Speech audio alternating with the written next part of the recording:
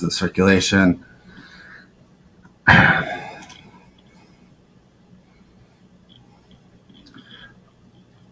Remember, these charts are misleading, even though it shows it's just ginormous.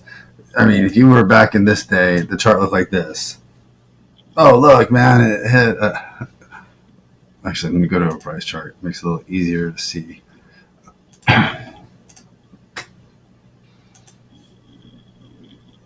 It's so, people, it's so high or whatnot.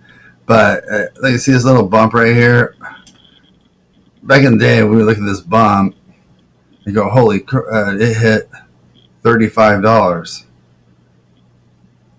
That's incredible. Not only did it beat the dollar, it's at $35. Maybe I should sell. No, never sell.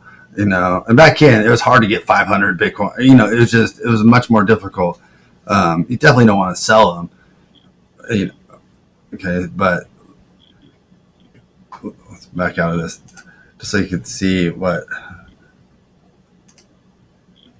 that part I showed you was this little tiny bump right here. Can you really zoom in and see that? Fast forward, and let's just take this little spot right here. These charting people are just absolutely like, it makes no sense to me at all. But as you see, it has a run up and it hits $198, which seems like a lot of money, but we're not in the trillions, we're in the billions. This hasn't even started.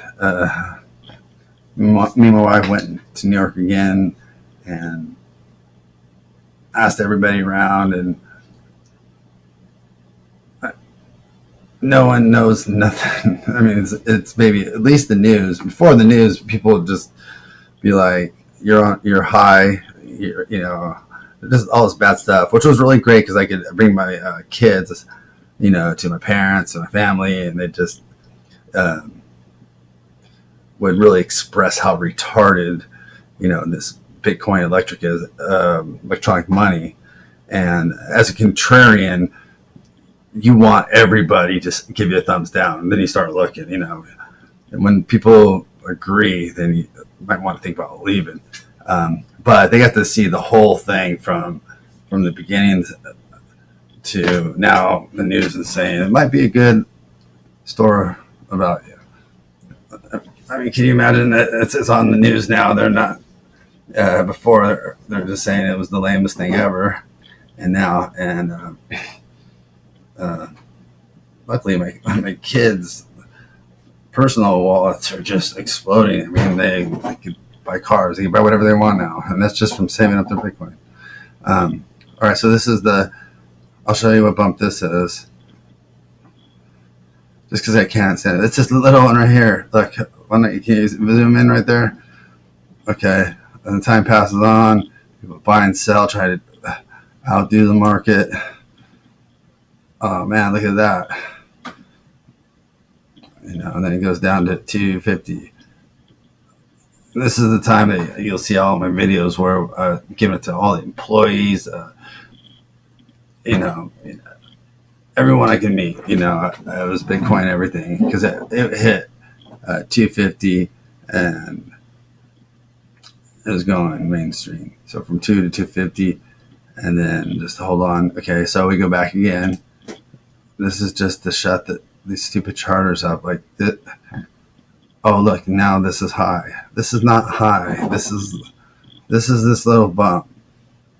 Trust me, and think about it. If you bought 500 or whatever you bought in Bitcoin at 250. So from this point on, every $250 you double your money, and you can use it anywhere. I mean, we use it everywhere. Yeah, Home Depot, or anywhere has Visa. Like through Coinbase. Now, Coinbase wouldn't be a good place to hold your money.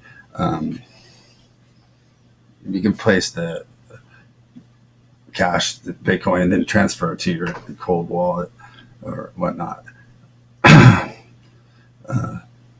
Anyways, I just wanted to say good job, Bitcoin, and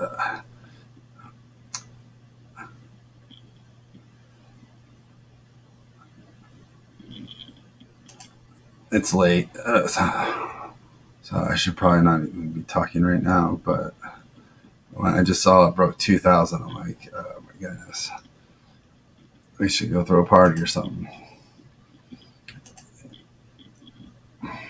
Okay, 236. I mean, $2,036. Like at my company, we don't have 401k. We have Bitcoin. Now with Bitcoin, they could get cash and do the 401ks, but you know, I'm a total believer in one stock, maybe 5% in something else for fun to get it out. But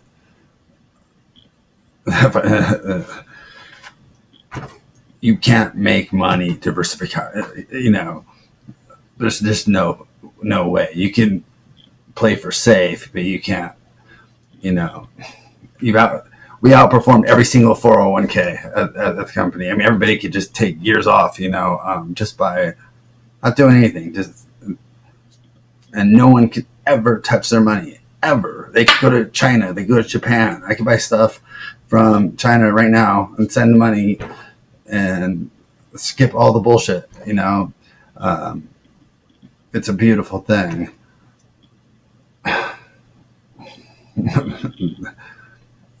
The craziest part is the news is no longer trash talking it. Even though Gemini got shut down. But there were some interesting points on that. Why would you have an ETF to buy Bitcoin when you could just buy Bitcoin? I mean, I think the ETFs were going to be at a 10 PE or 20 PE. It's like you would be buying 1/10 of a Bitcoin for the price of a Bitcoin,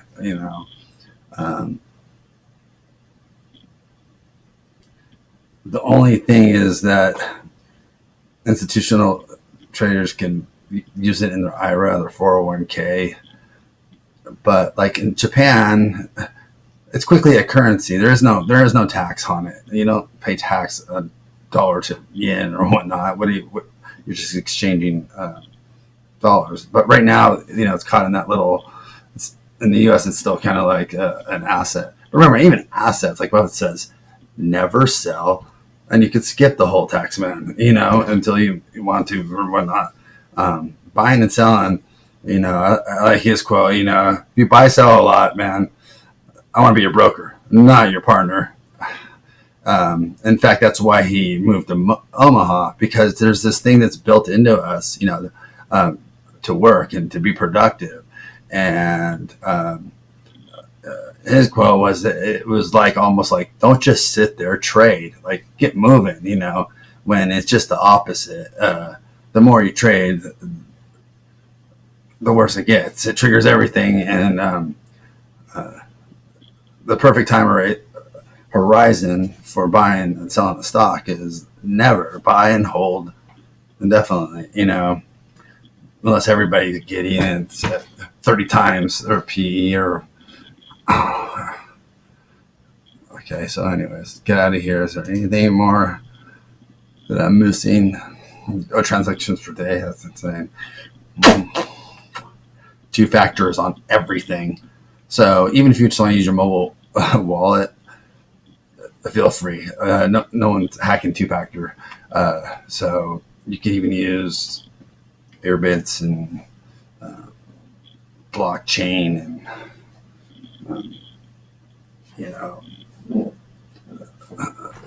print out a bunch of cards, heck, we give them to our customers, like $50 and whatnot. And now, they just throw them away, but now, wait, this is $50 now. That's 5,000, yeah, I bet you better have it, because that key is everything. So always print them out, throw in the closet. If you are a customer, call me and I'll help you with that. As long as you still have your little card, to give you. Difficulty.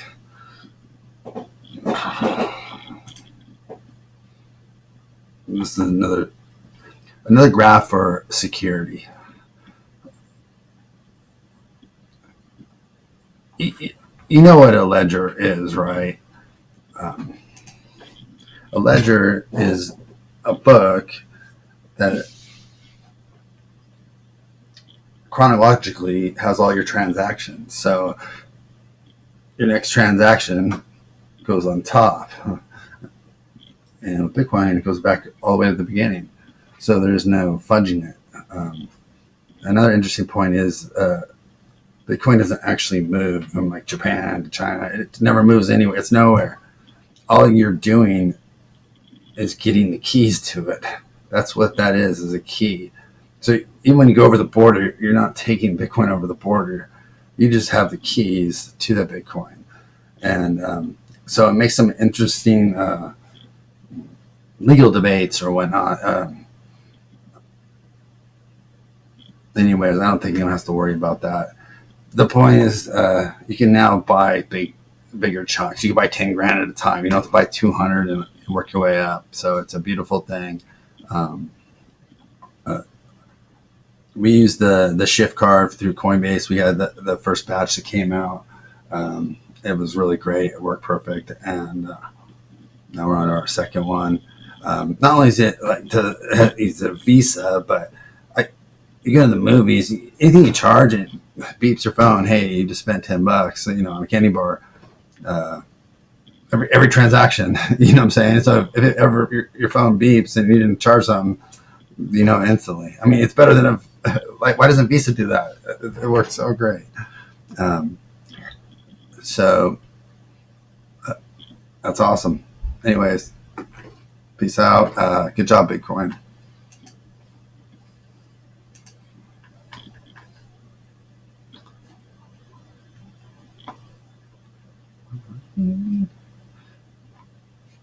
There was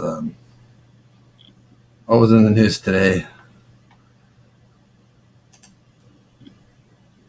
Okay, real quick.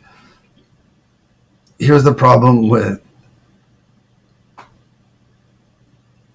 Ethereum. Google it, spend all night, spend all day. Let's say it has an awesome product, okay? That's great and all. But what are you buying? Like with a company, you're buying a share, you're buying 1%, you're buying. If they could just print more and more, and not only print, how many Ethereum are they going to be? 100 billion, 1 million? I mean, how do you even start to do the valuation? Not saying it won't go up. I'm just not going to be a part of that. That's not Bitcoin. That's not Litecoin. That's not limited supply.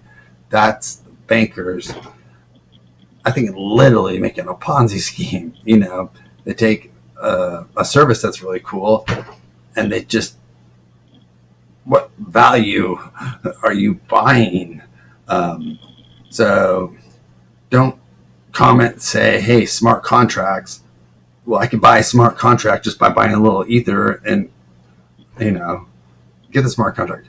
But if you're going to actually buy Ethereum, you expect something in return, just like a stock or just like gold or just like Bitcoin.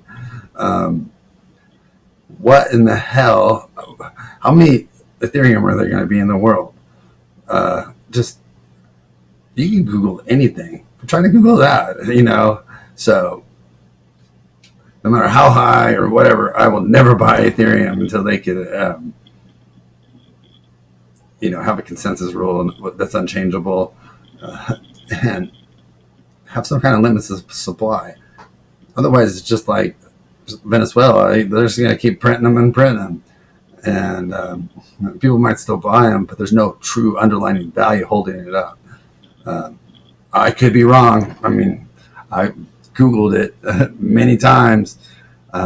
So blast me, because I don't care if the price goes up.